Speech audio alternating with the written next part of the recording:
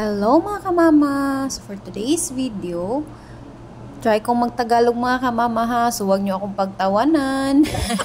Nagsisimula po kaming mag-prepare po ng aking asawa ng magluto po kami ng laing, which is Bicol kanang specialty. Ito po yung laing, tinatawag nila, ito po yung dahon ng gabi na binibilad sa araw pagkatapos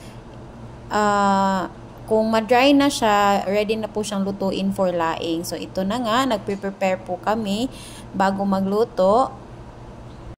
At yan nga po yung ginagamit nating dahon. Yan po yung gabi na pinatuyo. At yung unang nilunod po kanina, yung green po dyan na dahon din po, libas po ang tawag doon.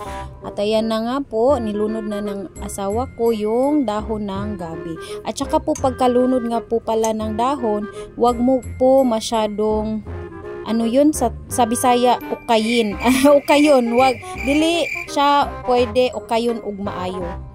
Kasi nga po, sabi ng asawa ko, nakakapangati daw po yun ng dila. So, ayan po yung para naluluto na po yung gabi pag nakikita mo na lumalabas na po yung mantika ng coconut oil. At tara po, kumain na po tayo ng hapunan.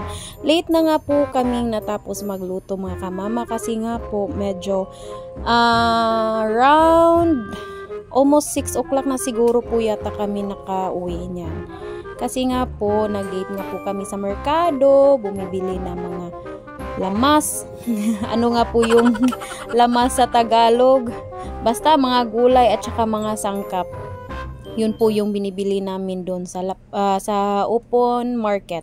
At saka may nabili po kami dyan na lagayan po ng mga damit ng mga bata. Kaya nga po kami natagalan. So ayan po, while eating, nag-uusap po kami ng asawa ko na ayan po, masarap po talaga yung laing. Kaso nga lang po, paminsan-minsan lang po kami naglalaing, gawa ng mahal po kasi yung sangkap. At saka yung pinaka main ingredients, yung dahon, hindi po natin mabibili dito sa Lapu-Lapu. Doon po yan galing sa kanila, sa Bicol. So ayan po. Pag naglalaing po kami paminsan-minsan lang kung may occasion or talagang nagki-crave po kami. Kasi nga po yun, sabi ko na nga po, hindi po biro yung ingredients niya. Para sa akin po, di po siya pwede pang weekly or pang araw-araw. Paminsan-minsan lang po talaga. Kaya sinusulit po namin yung pagkain at ninanamnam po namin yung sarap ng laing. Depende po yan sa inyo kung ilang coconut, ano ba yan? Yung, basta niyog. Ilang piraso yung ilalagay nyo. Sa amin po, yung medyo malalaki, mga 35 pesos each, bumibili kami ng dalawa. Pero kung may sakto ka talagang budget, yung isang pakete ng gabi leaves, lagyan mo po yan ng 3 niyog. Yan po, saktong-sakto na po yan. Pero ang sa amin, 2 niyog lang po yung binili namin. Yung isang pack ng gabi, hindi po yan namin inuubos. Oh, hello ka mama. Hello mga kamama! Busog na inyong mama ani sa laing. Sinaw ng plato mga kamother. Nalagay mo water mo. Winner na ka mo. Very productive day today. Grabe, kabulingit nya. Duty pa later, 10 p.m. Hantod alas 6 sa buntag. So, mura dyan tagwakwak anino. Kay gikan ng merkado. Unya, atiman sa mga atimanunon. Disinfect sa bagong napalit. Thank you, Lord.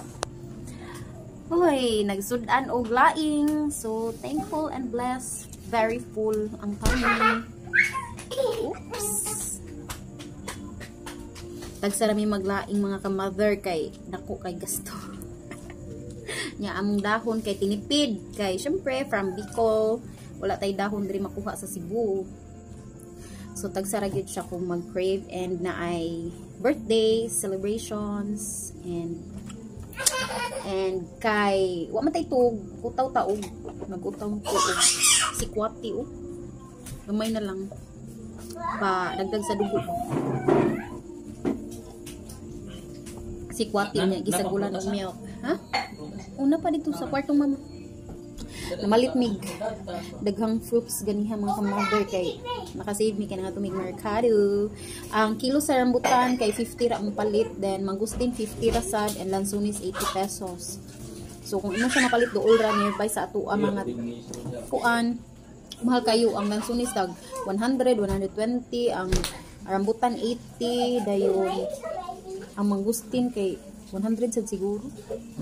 So tagsa ra jud ta ka merkado no kay kining busy kay ta mga mother. So that's it for tonight.